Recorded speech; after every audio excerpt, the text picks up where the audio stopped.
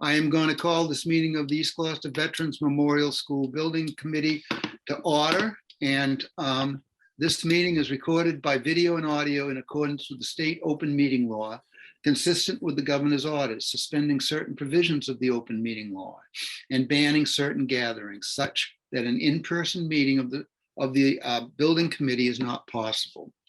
This meeting will be conducted by remote participation. The public may not physically attend this meeting, but every effort will be made to allow the public to view and listen to the meeting in real time. And that being said, we need a roll call for attendance. Jonathan Pope. Here. Thank you. Ben Lemus. Not here. Richard Safar. Here. Thank you. Greg Kadar Materney. Here. Thank you. Katie Clancy. Here. Thank you. Donna Compton. Not here. John Dunn. Here. Thank you. Gary Fresh. Here. Thank you.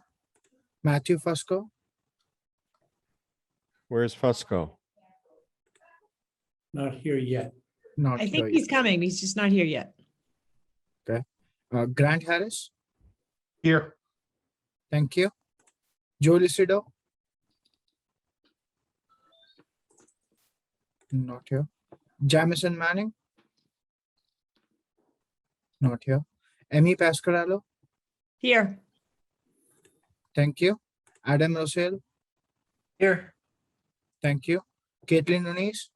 Here. Thank you. And Ben just joined as well, so you can ask again. Ben Lemus. Here. Thank you. Okay, so we have 10, I believe 10 members present. And Matt Fusco will join us just after he dismisses all his kids. Okay, but we have a quorum. I still don't have the agenda in a form that I can actually read. So do you want to put I'll pull it up for you. it up?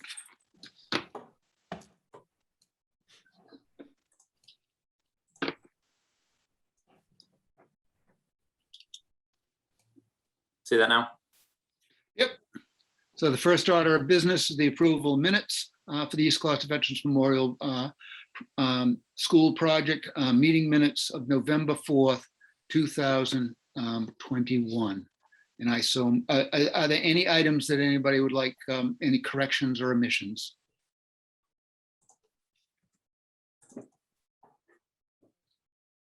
Seeing none, can we have a roll call vote to approve the minutes? I'll make a motion. I'll make a motion. right, We you need a approve the motion. minutes from November 4th, 2021. And I will second. There we go. Now we need a roll call vote. Thank you. Jonathan Pope. Yes. Thank you. Ben Lemus. Yes. Thank you. Richard Safar. Yes. Thank you. Greg Kadar Materney. I'm actually abstain. I wasn't present. Thank you. Katie Clancy. Yes. Thank you. John Dunn. Yes. Thank you. Gary Fresh. Yes. Thank you. Grant Harris. Yes. Thank you. Amy Pasquarello. Yes. Thank you. Adam Rosell. I might have to abstain as well. Thank you. Caitlin Nunes. Yes. Thank you. Okay, so I believe that's 8 in favor and 2 abstentions, and it passes. The next order of business is the approval of invoices, and are you going to bring those up? Yep. So the first item is, we had previously talked about switching over to a regular billing schedule for CBRE HERE invoices. So that has been submitted. So I wanted to let you know that this is the billing schedule that we're working off of now. So it'll make it easy going forward. There'll be regular amounts each month. So the first invoice is for CBRE HERE. This is the first regular payment amount for $60,000. This covers the work that was done in the month of November. And it's been reviewed.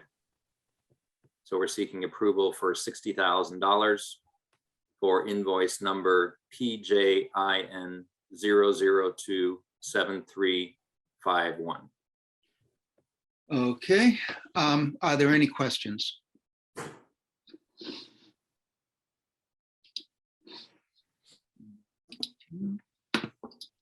Okay, seeing none, I'll make a motion that we approve the invoice for CBRE Harry dated 12/3/21 and ending in the number 7351 for the amount of $60,000, and I so move.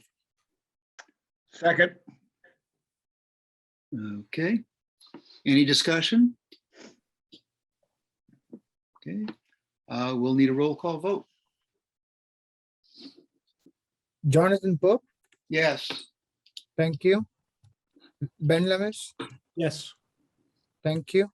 Richard Safar, Yes. thank you. Greg Kadar Motori, Yes. thank you. Katie Clancy, Yes.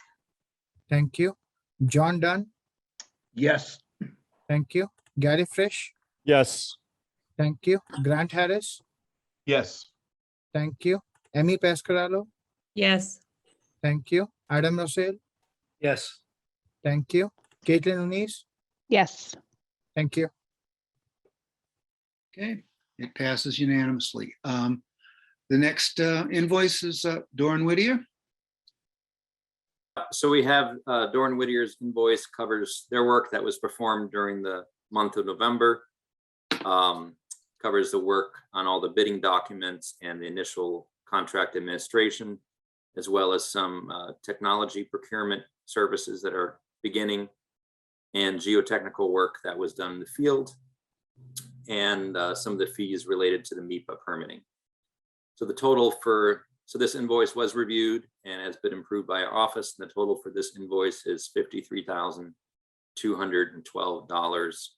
The invoice number is 31. Invoice date, November 30th. Okay, are there any questions from the committee?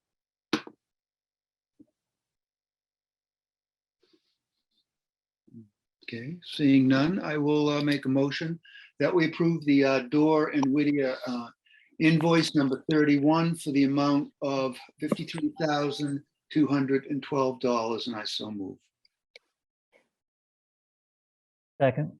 Okay. Any discussion? Well, you can have a roll call vote. Jonathan Pope, Yes. thank you. Ben Lemis, Yes. thank you. Richard Safar, Yes. thank you. Greg Kadar Motori, Yes. thank you. Katie Clancy, Yes. thank you. John Dunn,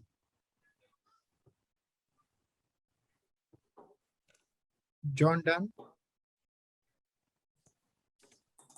Okay. Gary Fresh, Yes. thank So you. I'm sorry, did John Dunn? Yeah, John Dunn says yes.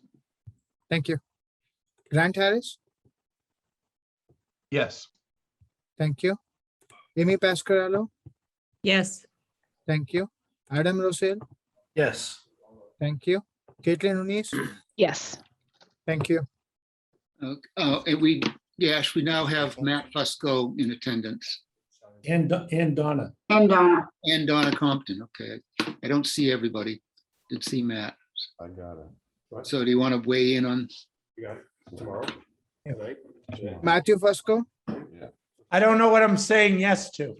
The invoice for Doran Whittier for 50. 53,212. Yes. Thank you. Donna Compton, Yes. thank you. It passes unanimously. Thank you very much. And the next invoice is, Next invoice is for WT Rich.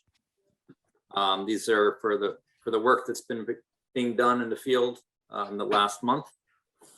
Invoice amount is $647,574. This invoice has been fully reviewed and is approved for payment from our office and the architect's office. And the requisition number is number 4. Number 4. I like those nice, simple numbers. That's good. Okay, so are there any questions? Okay. Seeing none, I'll make a motion that we approve the WT Rich invoice number 4 for the amount of $647,574. Okay. And I so move. Second. There you go. Okay, any discussion? Okay, we need a roll call vote again. You're gonna get good at this. Jonathan Pope, Yes. thank you. Ben Lewis, Yes. thank you. Richard Safar, Yes. thank you. Brett Kadamatori, Yes. thank you. Katie Clancy, Yes. thank you. Donna Compton, Yes. thank you. John Dunn, Yes. thank you. Gary Frisch, Yes. thank you. Matthew Fusco, Yes. thank you. Grant Harris, Yes. thank you. Amy Pascarello, Yes. thank you. Adam Rosette, Yes. thank you. Caitlin Nunes, Yes. thank you. Okay, it passes unanimously. Thank you very much. Once So- again, I have all the documents, but I don't have the agenda. So the next item is an invoice from WT Rich. This is being shown for record. So this was the invoice that was approved last month for a not to exceed amount. The amount that had been approved was $459,193. And I just wanted to show that for record, the final amount of that invoice after the adjustments were made was submitted for payment at $428,936. So we've talked about this before. Anytime, we do need to move forward with getting the invoice approved due to the scheduling dates, we'll move forward with a not to exceed amount. And then the following month, I'll update you on what the actual amount was. That's what this is for. Great. Thank you, Brian. I think I asked about that. Appreciate you following up with that. Thank you. Yep, no problem. And I would say that we don't have to take a vote on this because we already approved up to. Right. Good. So, and then, Go ahead, Brian. so the next thing on our agenda is to provide the monthly update. So I'm going to begin going over the schedule, and then we'll go over the budget to let you know where we stand and what's been happening. So these items were all in the packet that were shared with you prior to the meeting, but I'll put some things here on the screen. So we have been very, very busy over the last month. The drawings were released for bid at the end of October. Subsequent to that, the architect processed 8 different addenda for the bid documents. Those were to address any questions and some minor adjustments to the drawings. The bids were due November 23rd. And we did get all of the trade bids in, as well as bids for the non-trade items. Once the bids were received, we went through the process of verifying all of the trade bids to ensure compliance with bid regulations and all the project specific requirements. Those bids were then tabulated to determine the low bidder in each category. The initial bids were over our budget on the trade work, and we'll talk about that a little more. The overall numbers from like the non-trade bids, those amounts were then verified through descope meetings that were held with each of those contractors. So those were meetings between the W.T. Rich, the subcontractor, the architect, and the OPM. And the purpose of those meetings is just to make sure that everything that was bid upon was covered, that it's kind of an apples to apples comparison, and that there's nothing that's being missed. So with all of that information now, the CM has been assembling the subcontractor bid data to prepare the letter of recommendations for the contract award, which we'll go over a little bit later. This will be the next bid package award, and that'll be followed then by 2 remaining awards later on for the remainder of the contracts that we haven't awarded to date. So that's kind of what we've been doing so far. The work has been moving on the site as well. You know, we're working on the ground improvements, foundation, structural steel, and I'll turn it over to Brian from W.T. Rich. He can talk a little bit more about that and the building permits. So I'll pull up your slide here, Brian. All right.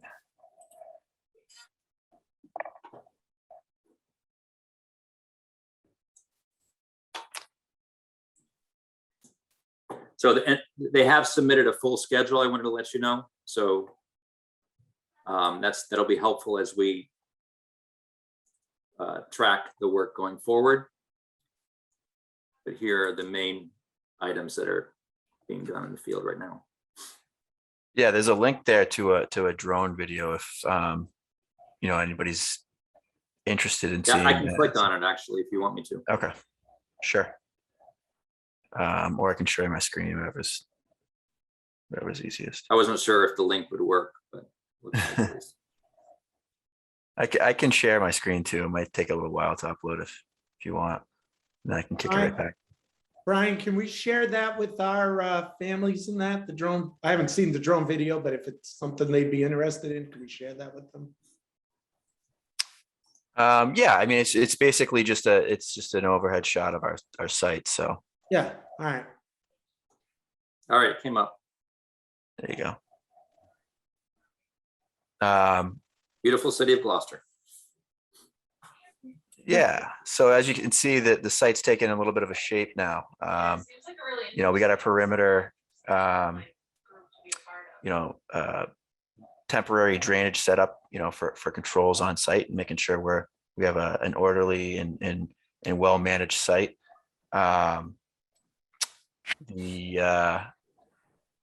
The ground improvements that were in the eastern part of the building towards the eastern Ave side, those are complete, and we've mobilized our foundation sub Marguerite, and they started about 2 weeks ago, and as you can see, they're working quite a bit. They've gotten quite a bit through that building A, the academic wing. So that's really taken shape there. They started with footings, and then followed right behind that with the foundation walls. And then as they complete that, they'll strip their forms and backfill, and then we'll raise up that grade in that area, and start pouring our isolated piers, which will support the columns, and it kind of will complete the foundation system as they go around the building. So the ground improvements wrapped up at the end of November. We just been ongoing with foundations and trying to get ahead of some utility work. So they've been completing drainage, storm drainage and sewer, to get the deep stuff in the ground so they can kind of work their way up, and the water mains will come over the top, and then electrical duct banks and all that will follow. So you'll start to see some structures going in the ground, some pipe going to the ground, all that over the next few months before the winter, and hopefully we can get a nice stable perimeter access road to keep the site nice and safe and clean as it begins to freeze over the winter. And so we're moving on schedule, and we're projecting early to mid-February start for steel erection. And after that, slab pours are out in April and May, and then exterior wall framing and all that. So I'd say in the next couple of months, you'll see the foundation go in, and then you'll start to see the building come out of the ground. And then meanwhile, we're cranking pretty hard with all the submittals for the early package contractors, trying to stay ahead of the work here. And it'll become important to get the subsequent trades on board, so we can start working on their submittals and getting materials released and into the queue to meet the schedule down the line. Hey, Brian, first of all, that picture helps a whole ton. Can you send a link to, or can we, I'd like to post that on the building site? And I think maybe Matt or Amy might want to share it with their school communities. We can probably cut it down some. Yeah, I'll talk internally. I'll send you guys a link. And I think one other piece on that, because they won't have the advantage of your narration. I'd like to maybe we could put some text on it, in a bright color, so people can read it, pointing to different things. That might be helpful. So we have a still photo, and then we have the short video or something like that. Whatever. Does that make sense? We do have photos, so I'll take a look at that. Yeah. So maybe just so we have some Context. Yeah, and then one more question, which is the gray rectangle in the, I think that's northwest corner. I'm not quite sure. Yep. What is that? Is that a drainage field? What's that? Right. So there's a perimeter swale, which is basically like a little trench, right? So the water hits the site, drains off to the side, hits that trench, and then the trench pitches towards these little settling basins, and that's what that is. Got it. And the water both percolates, and then at some, during heavy storms, it overflows. And then there's kind of a temporary outlet device there that, with fabric and stone, so it filters everything out.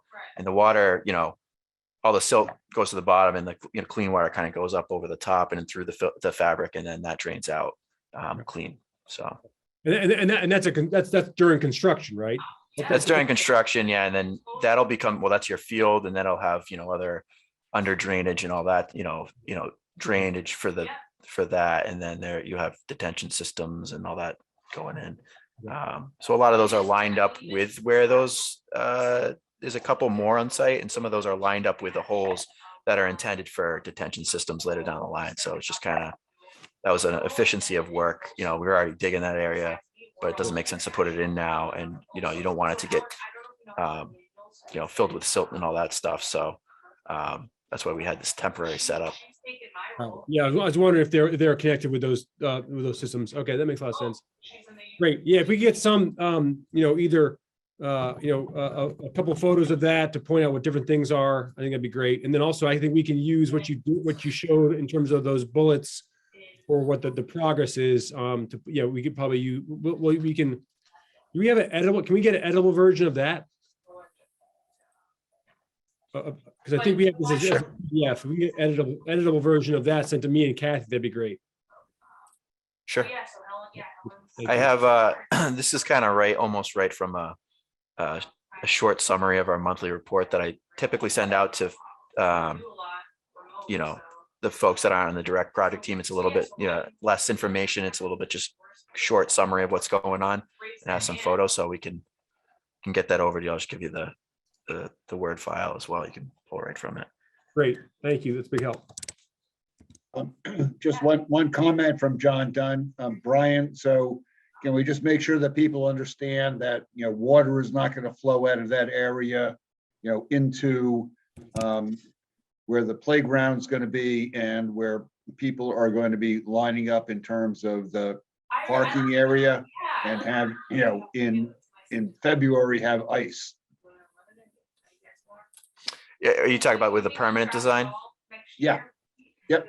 Right. Yeah. I mean, so the site will be up, much higher, and then it's it's designed so that water will, you know, will hit the right areas, and there's, you know, a number of catch basins and under drain and area drains and all that. So anyway.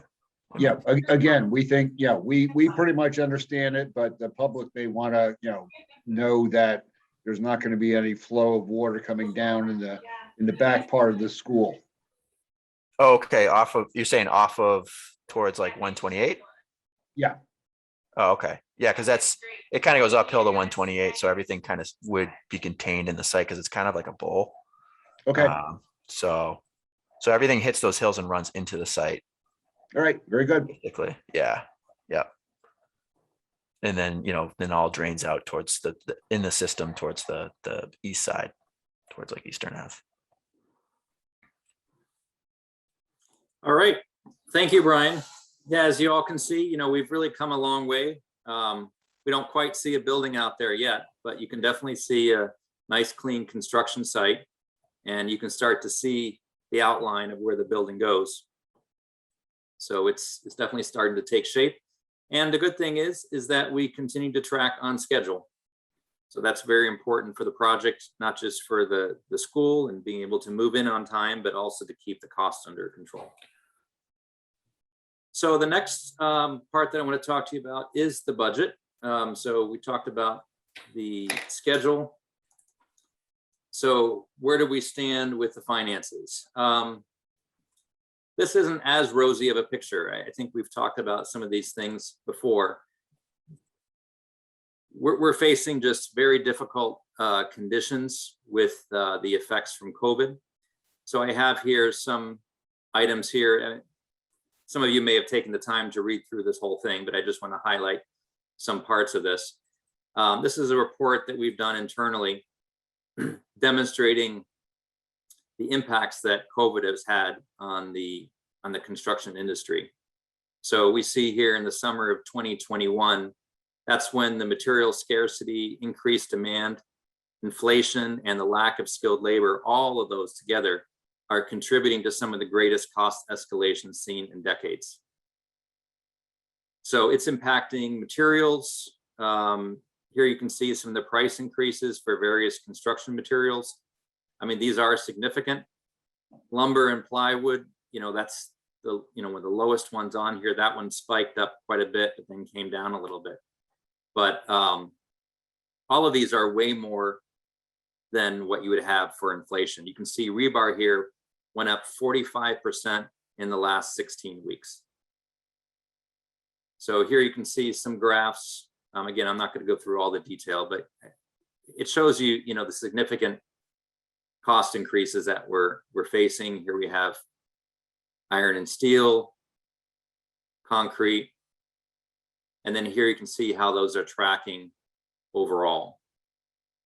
So 141% increase on steel, and we're building a steel school, so we can't really avoid that.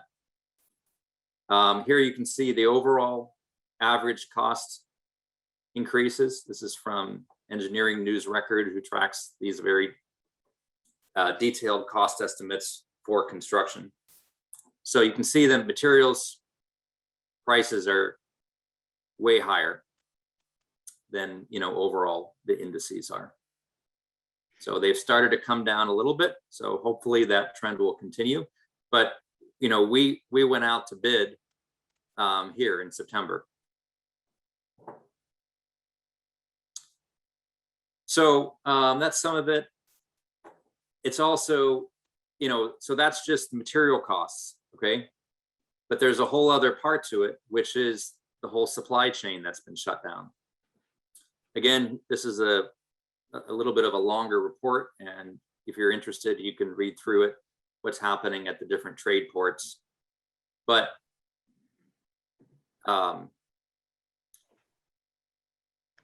this gives you some idea here. 22 of the world's largest ports, okay? 77% of them are experiencing delays. Ports are running 24/7 and are still backed up.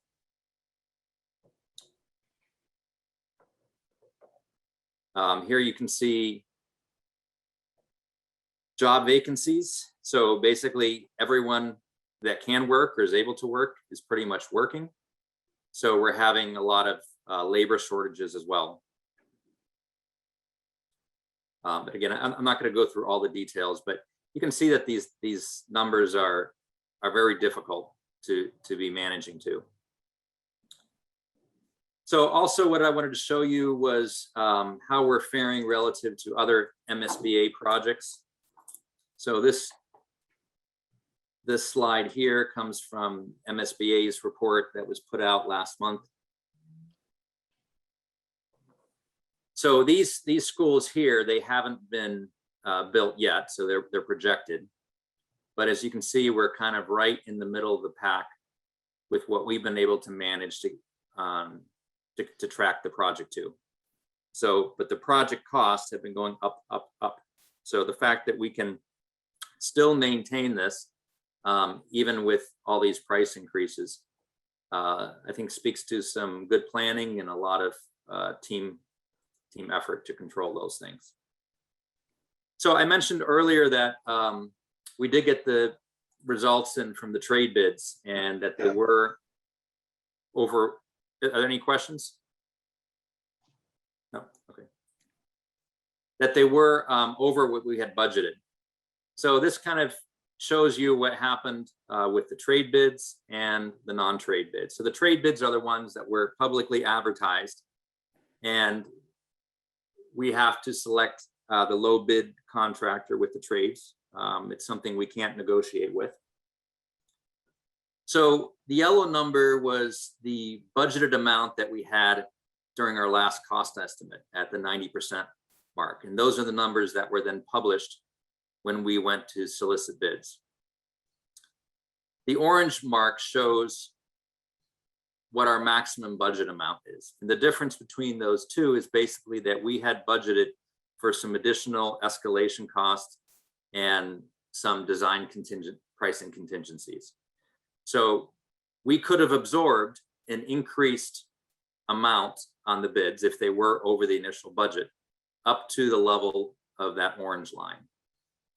But the trade bids came in substantially more than the yellow and slightly more than the orange. So compared to the yellow mark, the bids were about $1.5 million over our budget, which on a percentage basis is still a significant amount. It's 8%, but you know, $1.5 million is a larger number that's more difficult to accommodate.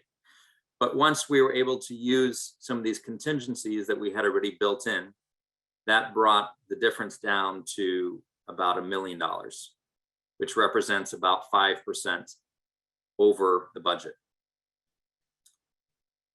So that's kind of the bad news. The good news is on the non-trade bids, we went in the opposite direction. So we were able to get bids that came in under our budgeted value.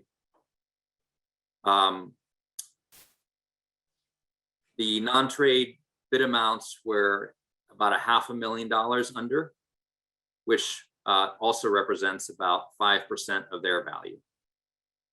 So once we combine those two, that gets us closer, but since the trade bids were still over, that still puts us a tad over our budget, to the tune of about $500,000 or 1%.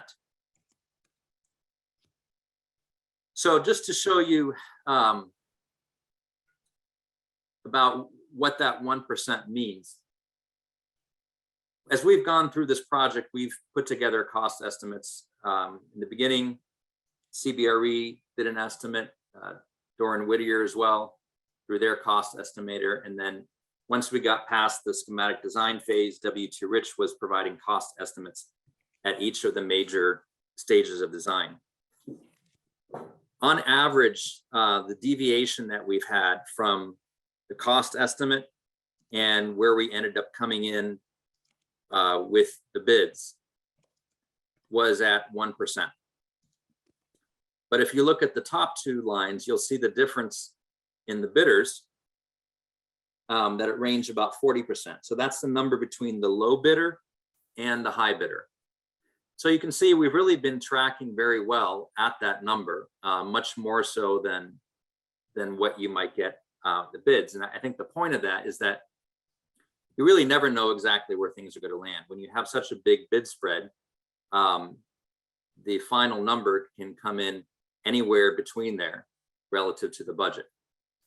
So we have been tracking it very tightly, but in the end, like I said, the net outcome is that we're slightly over the budget to the tune of about $500,000. So since that happened, we've had to take a look at, well, what are we going to do? We're committed to delivering a project that's going to meet the allocated funds that we have for the construction budget. So we need to find a way to address that. So over the past few weeks, we've completed an intense effort to find suitable adjustments to the project to meet the construction budget. We've worked together with the designer and the construction manager to look at, what potential cost savings that we could find right now. One of the good things about where we are now in the project is that we've been able to work directly with some of the subcontractors who have put in pricing and, see if there are any additional ideas that come up and where some cost savings are available. So W.T. Rich was talking to the non-trade contractors, and we've been able to get some good ideas and also some hard pricing on those items.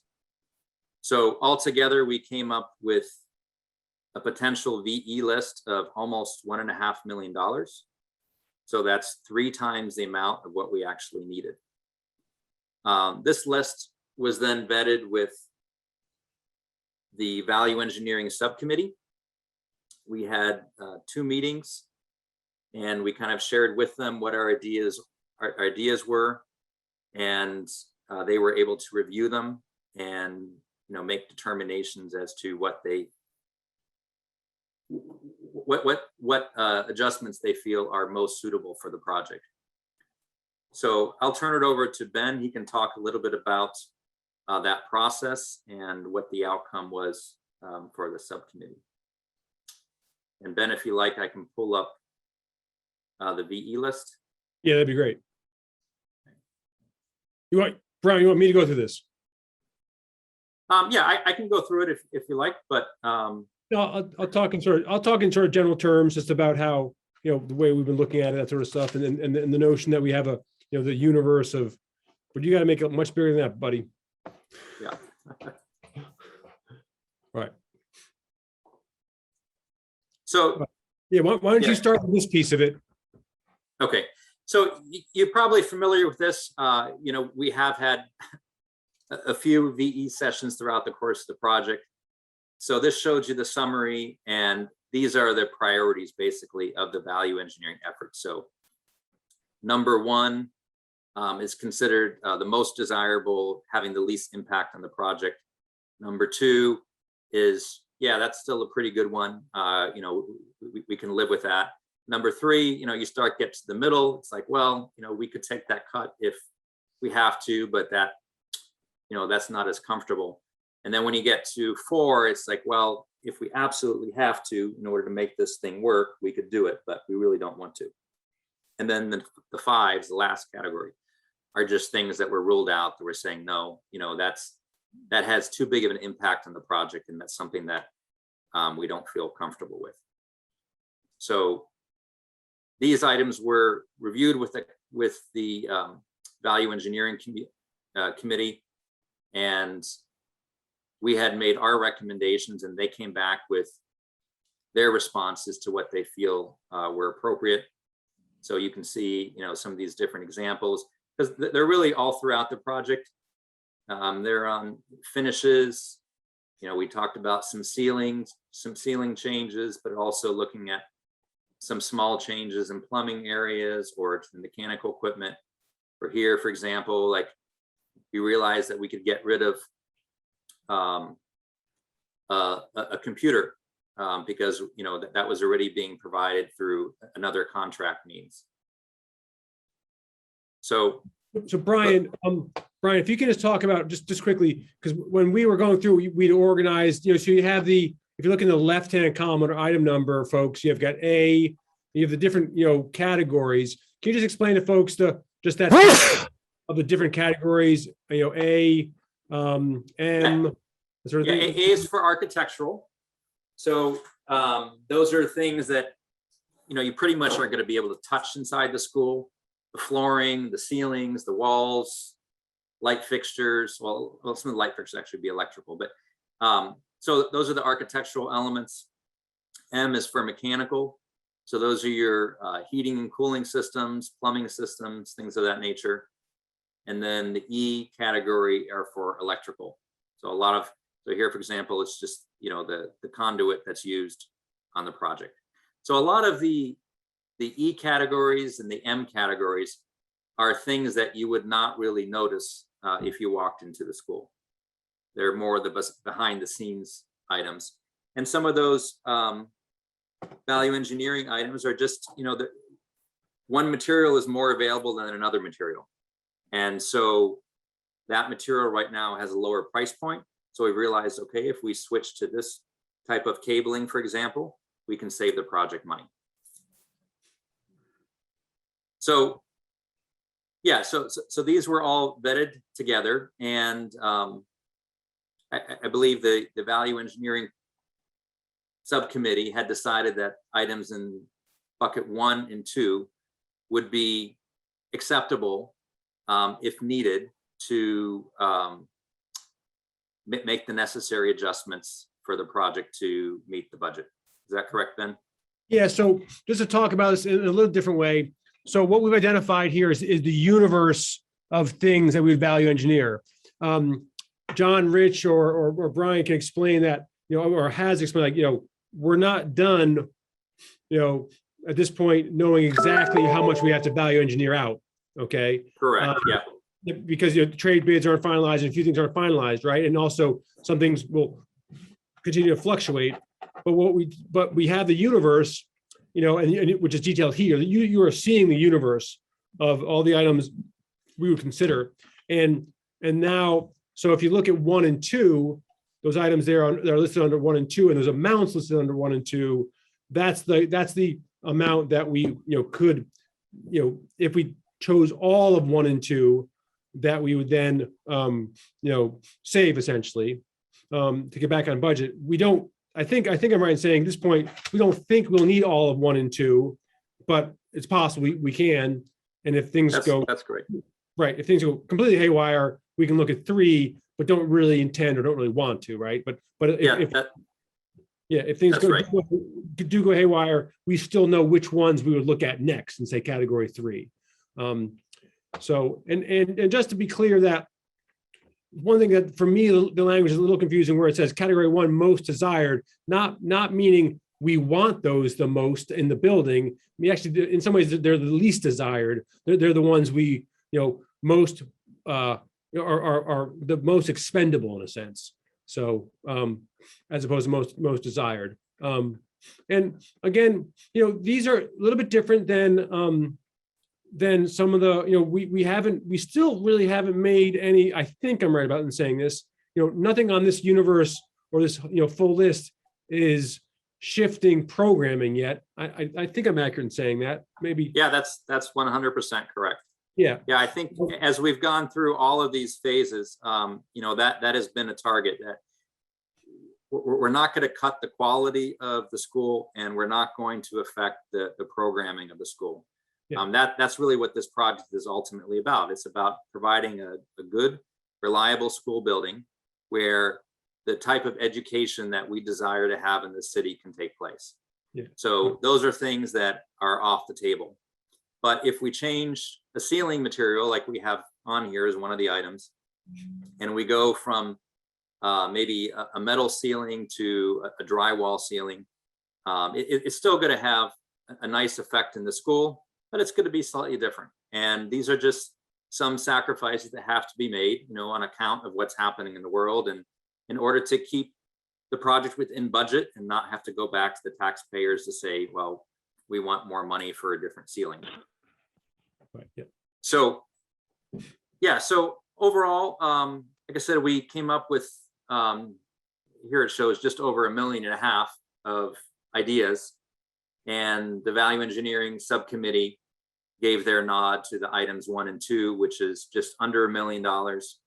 And if you remember from the number I quoted before, that's almost twice of what we think we need right now to be able to move forward. So we feel very, very confident that we can move forward with this group of 1 and 2 items and execute the contracts and keep the project within the project budget. We do not tend to award a GMP for more than our budgeted amount.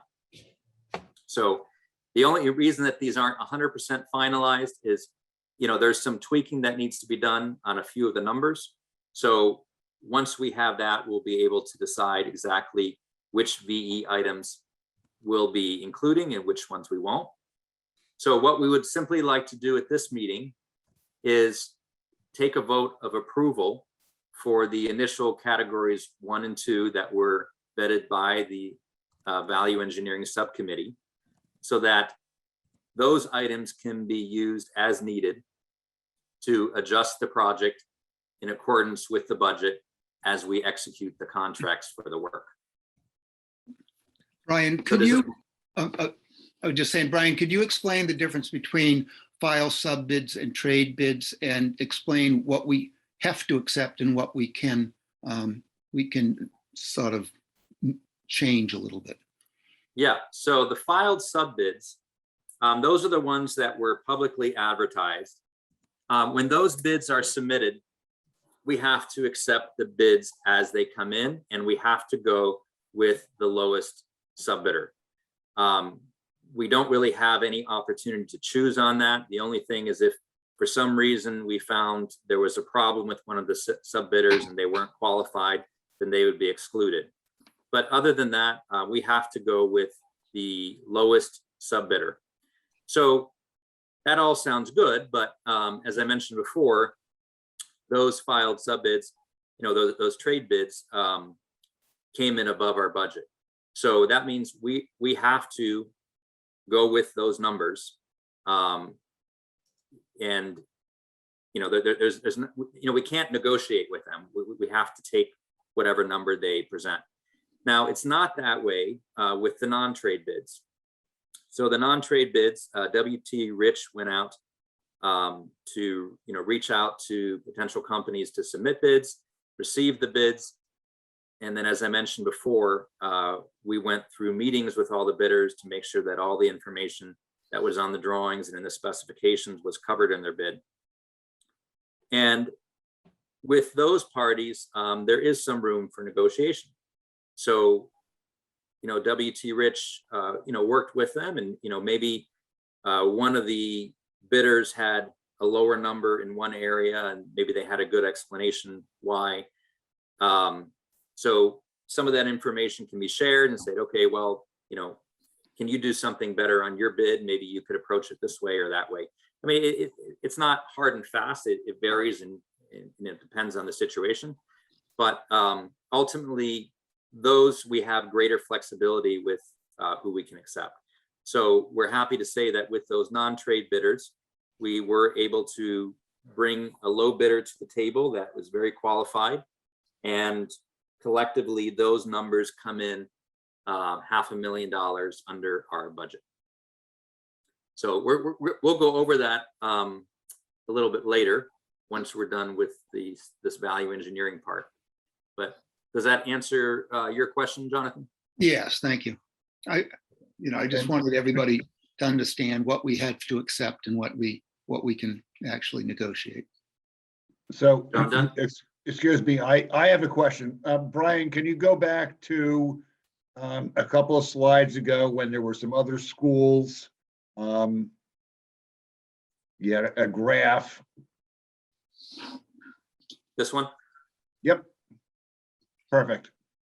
So, we're kind of all on the same page where we had a scope of what we're going to do. It was approved by MSBA. We had a budget.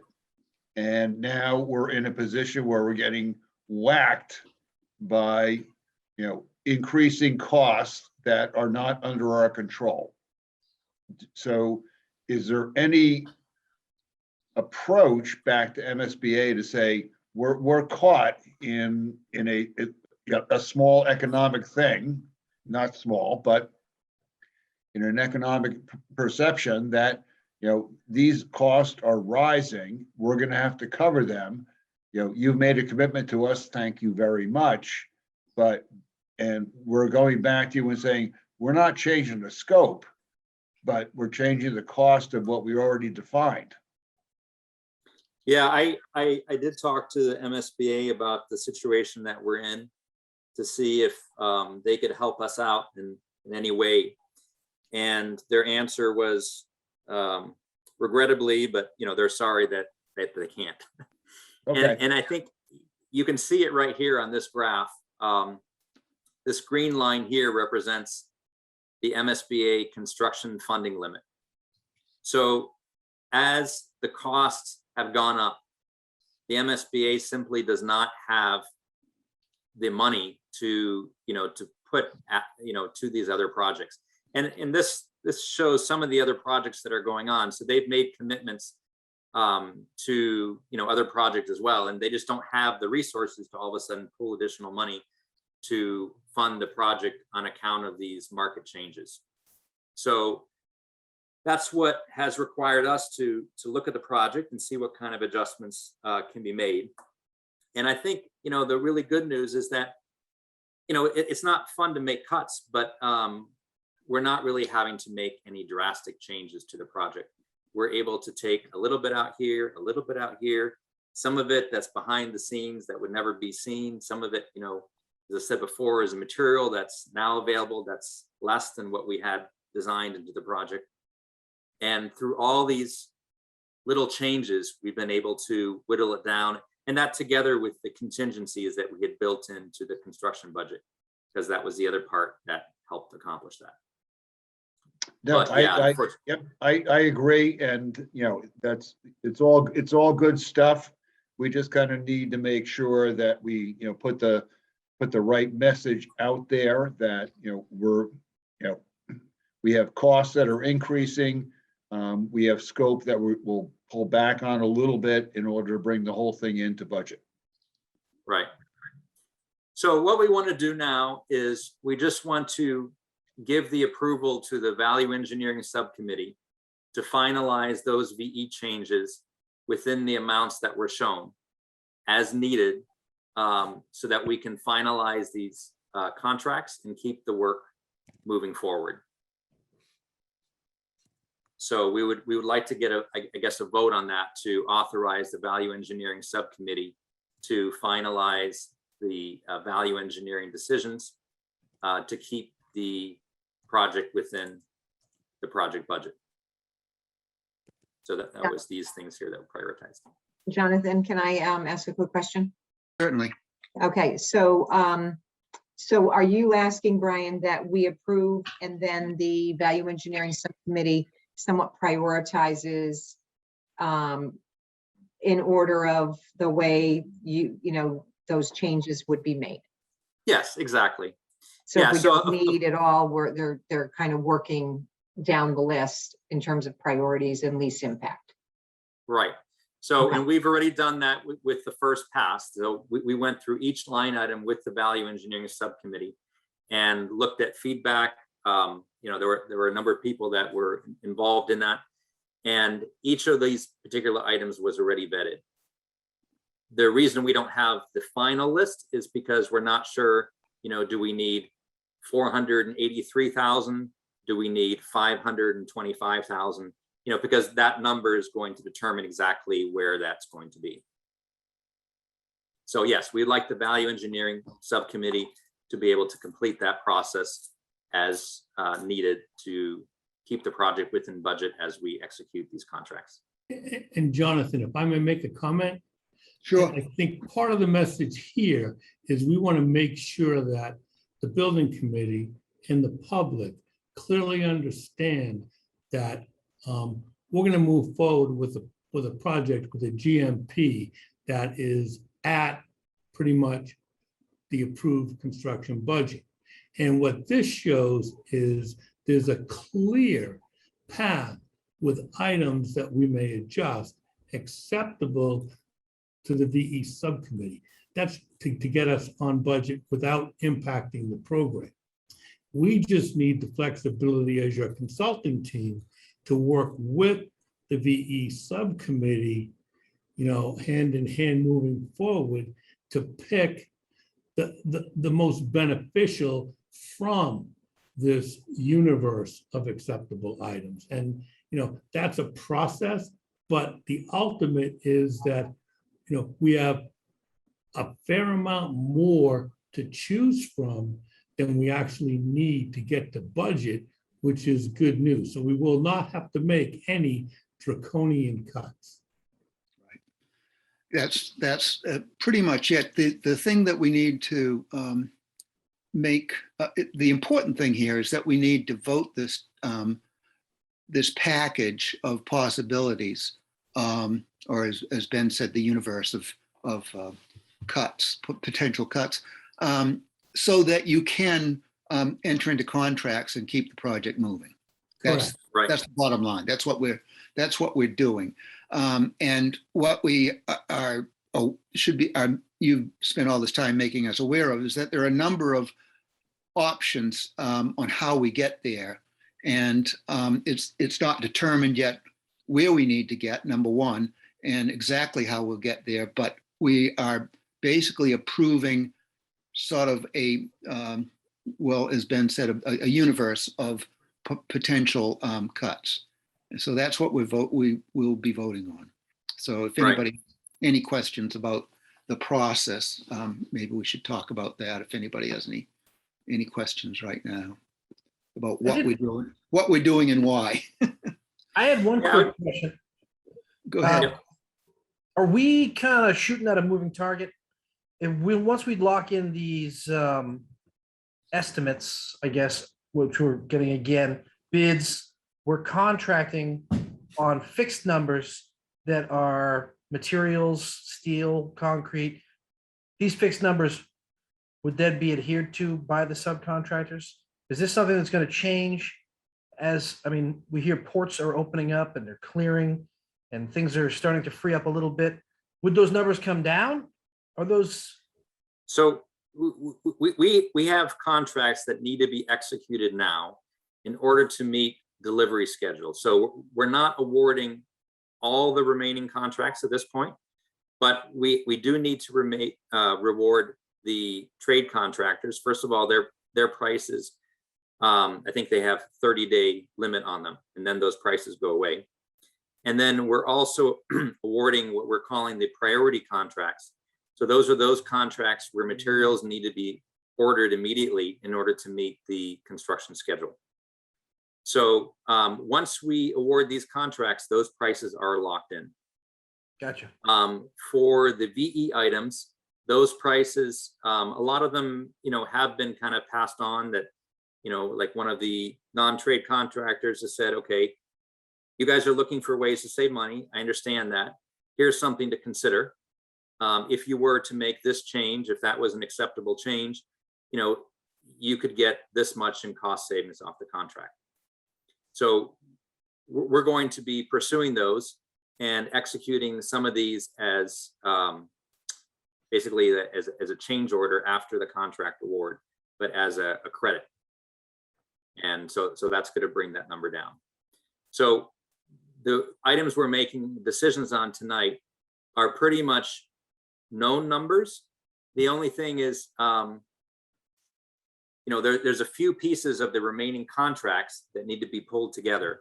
So the total amount that we'll need for the VE, that is not 100%. I mean, it's, maybe we're at 98% sure what that number is, but it's going to be tweaked just a little bit.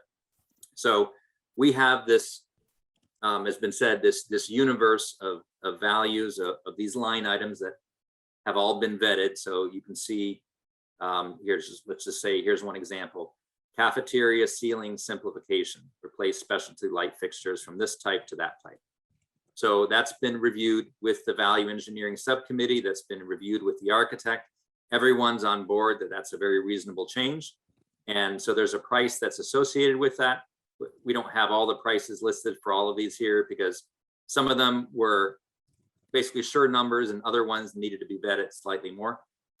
But so the value engineering subcommittee would say, okay, we need this amount of money to cover the difference between the budget and the contract amounts. Okay, we're gonna accept this one. We're gonna accept that one. Yeah, I think the changes sound very reasonable, and to keep us on budget is key.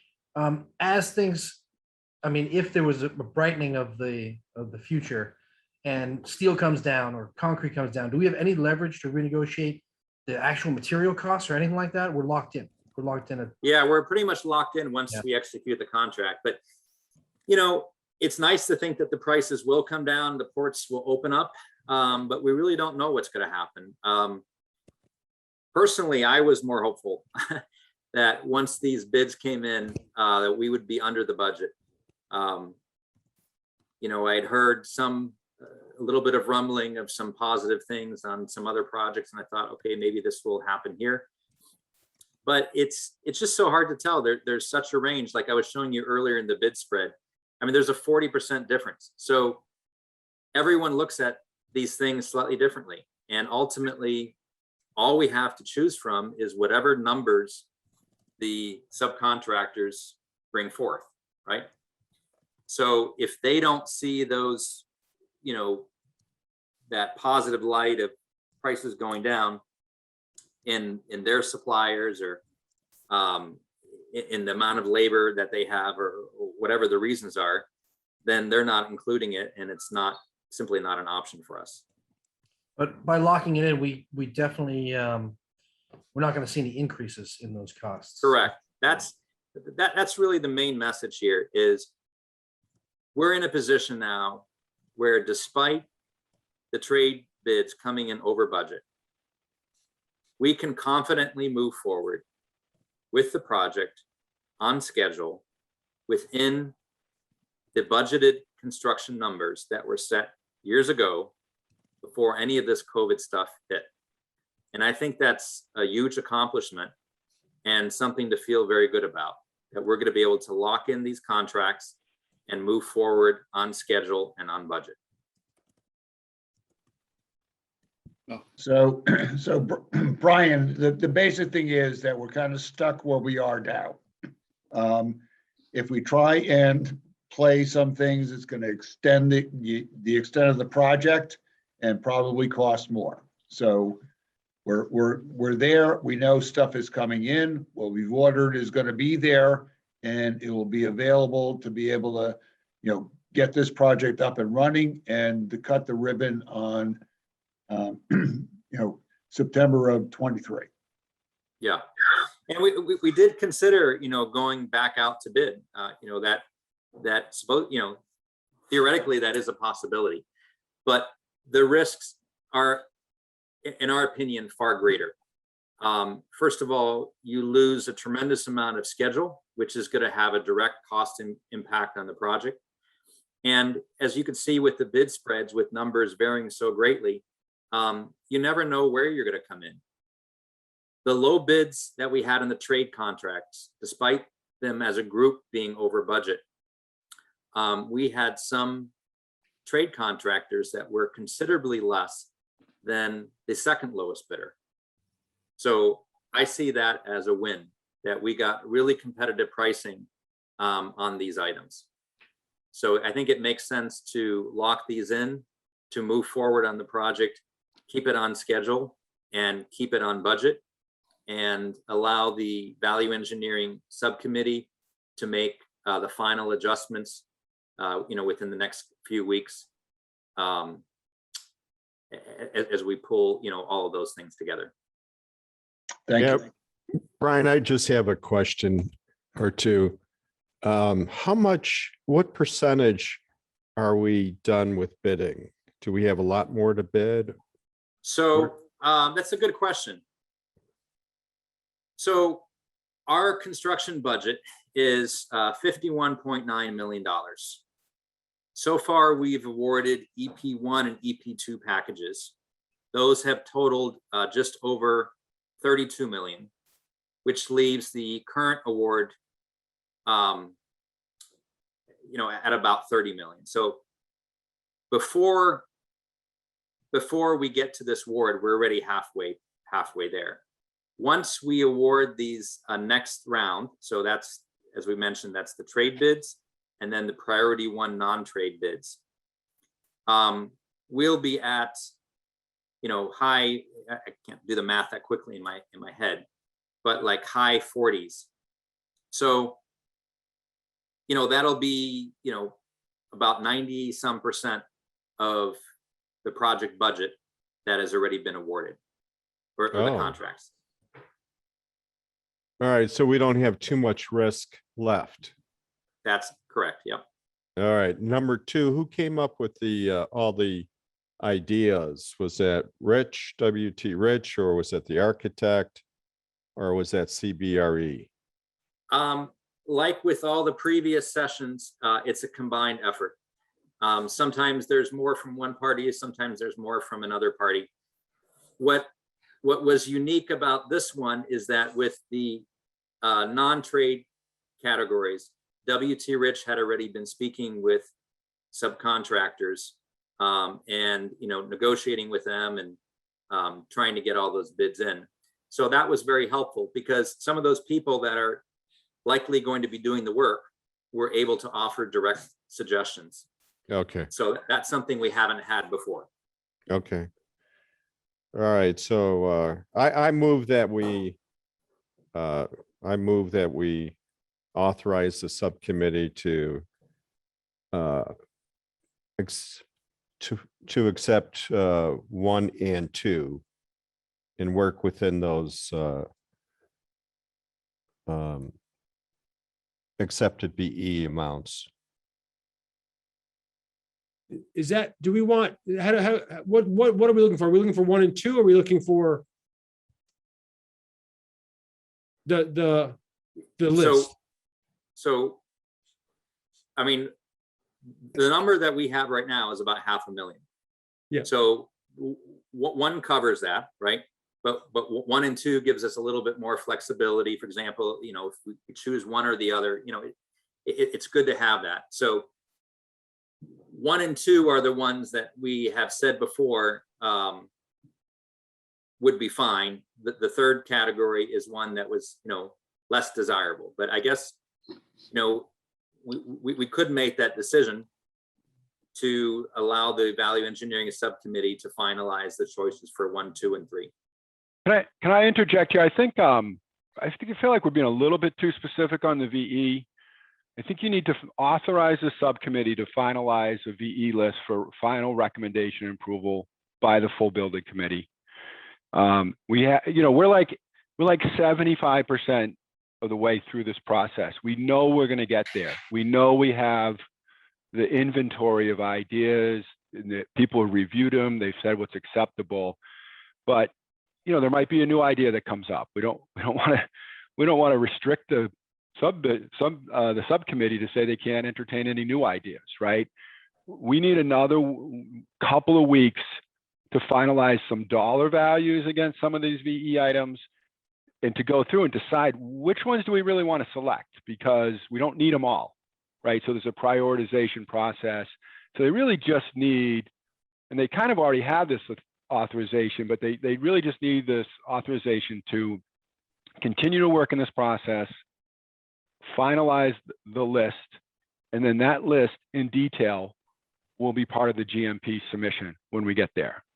And just so people know, I think it was really clear, but we're not, we're only negotiating these with non-trade bids. With the file sub-bidders, we've asked them for their ideas, and they're all what I call non-binding ideas. We can't negotiate with them. We can't make any parameters about their award, and then we need to pursue those savings after we award to them, right? So they, in good faith, they've come up with some good ideas. Together, we work to figure out the value. We're going to carry that value as a savings in our GMP, and then we're going to pursue it. And some will probably get a little bit more, and some will probably get a little bit less. And across all of them, we're going to be pretty close to the total VE we carried. So that's kind of the process. I would say the motion should be more authorizing the subcommittee to finalize the VE selection. And I think you want to see a final recommendation of the building committee. That's up to you guys, whether you want them to come back to you with a final recommendation, or you just want to let them make the choice, and that, you know, you can give them a little bit more power and authority. That's up to you guys to decide how you want to shape it. The question is, can you move forward on a VE recommendation if we say it has to be then presented to the whole community? Well, so the other thing that Brian hasn't brought up yet is that, in my mind, the most important part of this meeting is we have about 20 contractors we want permission to award tomorrow. Right. And we want to go forward with that. And we don't want to say, we know we can continue to work on the VE. The trade ones don't matter. We have to award them at full value anyway, right? And we continue to carry and explore some VE with those in those areas. The non-trade ones, for almost all these options, we've asked our non-trade subs to carry deduct alternate values. So those are contractually, you know, binding deduct alternate values. If we say, hey, that's one of the ones we ended up selecting, then we execute that deduct credit from them.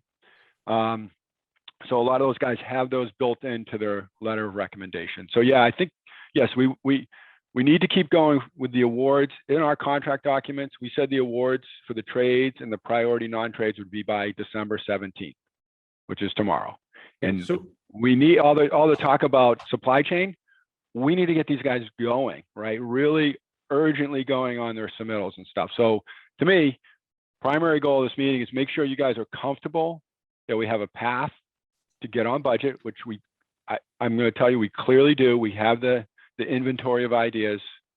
You need the permission for the process to get on budget in terms of the subcommittee to be, you know, approved by everyone. And then we need authorization to award those contracts.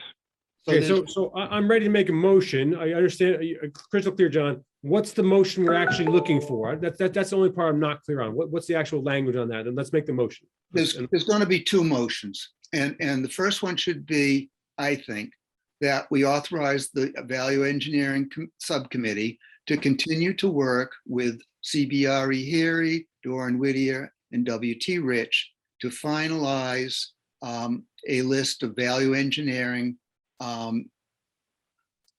items, which will bring us into budget. Can you say, and you so move? And I'm so moved. I second. Okay. And is there any discussion? Okay. I think we've had discussion. Okay, we've had plenty of discussion. Could we have a roll call vote? Jonathan Pope, Yes, yes. Ben Lemes, Yes. thank you. Richard Safar, Yes.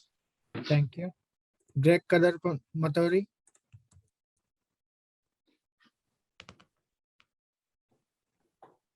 Greg, is Greg still here? I don't see Greg Uh, on He the left. screen. He's not here. Katie Clancy, Yes. thank you. Donna Compton, Yes. thank you. John Dunn, Yes. thank you. Gary Fresh, Yes. thank you. Matthew Fusco, Yes. thank you. Grant Harris. Grant Harris, Yes. Yes. thank you. Amy Pasquarello, Yes. thank you. Adam Rosell, Yes. thank you. Caitlin Nunes, Yes. thank you. Okay, thank you. It passes unanimously. And now the second motion that we need to make. Well, Is- yeah, but before I think we get to the motion, I think let's just look at, you know, a little more detail what these contracts are that we're awarding. Okay. Just so everyone's familiar with that. So Yeah. as we mentioned, we'll be awarding trade bids, which we have to go with the lowest bid, and then the priority one trade contracts. So As I said, we've had extensive work on this. So with the non-trade bidders, we've been able to meet with them. We've been able to go over their bids, go over the scope of work for the project, and make sure that everything is covered, that two people aren't doing the same, bidding on the same work, or that no one's bidding on this part of the work, and be able to find the best contractor for the job. And WT Rich has then taken all that information, and in those meetings, we had the architect present, we had the OPM and the contractor and the subcontractor. So those were pretty exhaustive efforts to get this really whittled down to a good contract. And then WT Rich has made recommendations on who they would like to award the project to for the non-trades. So this was all in your packet. Let me just open up a couple of them, and I'll turn it over maybe to you, John, then if you want to I think, talk Brian, about I think some- Brian Parity is going to Brian. take us Yep. through this, who Okay. worked exhaustively on pulling all these packages together. Brian and a couple other of the team members, everyone really, and everyone gave input on them, and so it was a good team effort. Yeah, so Brian, I'll just open up one of these maybe as an example. As I Can we said, have these were a, all- okay, Sure. I think, so this is a good context for the process for the non-trade contractors that you were just describing, right? So we go through that descope process. They give us a best and final. We do, some additional squeezing of them and get them, as low as we possibly can. And then we make a recommendation with the, the low most qualified bidder. We put together this letter, it just basically gives a summary of where they're at with a budget. In this case, it's a good example. Bass Associates, provides additional contribution to our MWBE. So it's a little bit of just a summary of what their contract includes, and then a list of any qualifications or exclusions that they have in their contract. So then that goes back to the, we submit that to the team, that gets fully vetted, and we get comment. We got, the design team reviews and provides, formal comments to each one of those. We address those. We make sure everything's abundantly clear with the subcontractors and how it's agreed to, with the full team. And then we finalize the letter of recommendation for kind of authorization to award the contract. Right. And then for the trade contractors, it's a different process. The OPM went through the qualifications process of all the bidders and assembled then what we refer to as the bid tabulation, which lists all the parties that bid on the project and who the low bidder is on the project. And that's who WT Rich needs to accept to award that work to. So here you have a list of all the filed subbids and their amounts. So that's the other part of it. So I think you had kind of an overview here. I'm going to bring that one up. Sure. Okay, yep, the slides. Yeah, What's so he going to open? yep, so this is exactly what we're requesting, given the context that we talked about tonight. So the first thing is the low trade contractors. So here's a summary of all the contract amounts and the contractor that, was low and qualified. I'm not going to go through each one. There's a couple of big contributors to the MBE, WBE goals that we have on the project. So that's good. That's full and waterproofing, and Anissa are 100% WBE. One thing I would note, I put a star next to it, the elevators. So that's their number. That's their bid value. There was only one bidder, and the way that works at this point is we're allowed to negotiate with them. And also we're going through the VE process as well. So just that number is about, we're saying not to exceed that value, but we're hoping to potentially negotiate or come up with VE if it's something that the city and local authorities kind of, everybody is on board with the VE option. So the total amount for that is that's an exception, right, Brian? Yep. That's an exception since there was only one bid. I mean, we need to have 3 qualified bids to normally be able to accept the low bidder. But in the case where there's one bid, you know, we can work differently and we can negotiate directly with that. with Yeah, that trade and that's bidder. a freak that happens often with the elevator bid. So the total amount for that we're requesting authorization to award would be all those contracts totaling $21,596,081. That's as Brian mentioned, that's you know, almost a $950,000 overrun. Just there's on not- those, yeah. Yeah, not much we could do if you're just comparing it to what our control budget was for each one of those line items. So the second thing we're requesting is the non-trade priority 1 packages. So these are the packages that we want to lock in, you know, to it's getting time where we need to make awards to meet schedule. And again, you know, obviously we're trying to beat year-end escalation would be a bonus. So these are the priority packages that we had outlined, and we're prepared to fully de-scope, and we went through the whole process with them. These are the amounts in the contractor for each one of those packages. Again, Bass is you know, provided 100% WBE contribution, so their contract value helps towards our goals, and the total amount for all those non-trade priority 1 packages is $7,031,159, and that's actually versus our control budget for each one of those individual line items. It totals $995,000 underrun, so that kind of helps offset. Right, can I just say something real quick? If you're wondering like, oh, this more than offsets the overrun on the trade, why are we $500,000 over budget? And that's because we do have some allowances that are required, budgeted into the remaining GMP value. And we do have bids on most, even though we haven't de-scoped them and finalized them, we do have bids on pretty much the remaining value that's not awarded yet. And we do have some overruns in some of those areas. So that's where we can kind of pull everything together, get a picture of the whole scene. So there's more to the story than just these 2 numbers offsetting and then, hey, magically we're on budget. There are these other things, I think a couple $100,000 in allowances, right, Brian?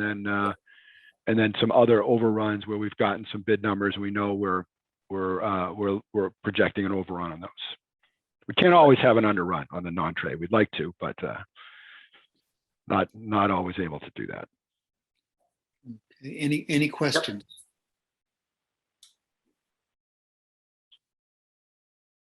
All right, and then this is just a summary of the MBWB.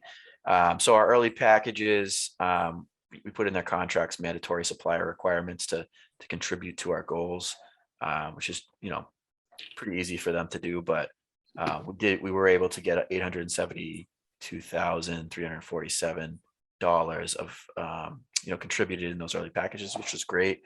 And then with the bid results, we were able to lock in Bass, which was 100% WBE, so that $1.3 million there. And then the trade contractors, Folan and Anise, totaled $6,126,455. So the total came out to over $8 million contributing to our